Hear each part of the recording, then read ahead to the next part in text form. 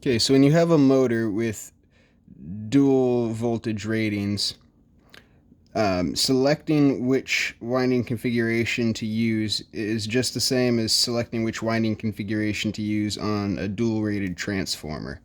So you have in this 9 lead motor winding diagram right here, you have 6 separate coils, and for assume this is say a 230 460 rated motor. If you have 460 volt supply, you're going to connect the 2 windings in series, and if you have a 230 volt supply, you're going to connect the 2 windings in parallel. And the reason for that is it's same with the transformers. You're putting twice as many windings in series, so you're cutting the voltage in half to keep the current and the voltage put across each of the windings the same. So if you were to put 460 volts across these 2 windings in series, then you're only dropping 230 volts across each winding. If you only have 230 volts, you connect them in parallel like this, so that each winding still gets 230 volts and the motor still operates as intended. So, for example, question 6. This is 229.1 worksheet. A 3-phase, 15 horsepower, 230/460 volt motor has a nameplate FLA of 38 or 19. This motor will actually draw blank amps of line current if operated at 230 volts. So one thing that's important to remember with these questions is we are not sizing conductors, we're not sizing protection. This is asking for the actual current that's going to be drawn by the motor. Remember, with sizing conductors for these things, we're typically going back to, is it 430.250, I believe it was? Yeah, 430.250 to choose our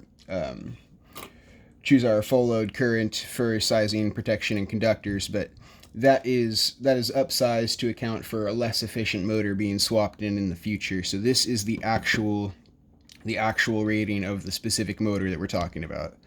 So this motor, 3-phase, 15 horsepower, 230 460 volt motor, then at 230 volts, you're going to be putting the 2 windings in parallel, right? So at 230 volts, you're going to actually be pulling 38 amps rather than that 19, because the current is going to be divided between the windings, right? So the motor is still receiving the same amount of power. Each of these coils is still receiving the same amount of voltage, the same amount of current, but we're drawing twice as much current from our supply by wiring it in parallel and running it at 230 volts. Now on the flip side, down here we have, looks like the same motor. It's a 15 horsepower, 230 460 volt motor, has an FLA of 38/19. If operated at 460 volts, blank amps of current would flow in each motor winding. Now that's important because we're not asking about the line current. We're not asking about the current that is being drawn from the supply. They're asking what is being drawn by each individual coil. So that is actually going to be the same regardless of whether you're running it at 460 or at 230 volts. Either way, you are putting 19 amps across each of those windings.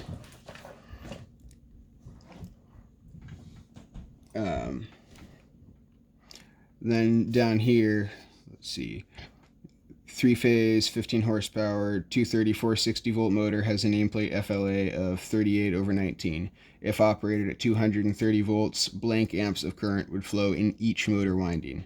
And that again is going to be 19 because we're wiring In question 7, we're wiring in series for 460 volts, and then in question 9, we're wiring in parallel for 230 volts. So the current drawn by each coil is going to remain the same, even though twice the current is being pulled from the supply. So, important thing to remember is you're always going to use the series connection for the higher of the two voltages and the parallel connection for the lower of the two voltages. And if wired correctly, the current through each of the individual windings is going to stay the same regardless of what voltage is applied.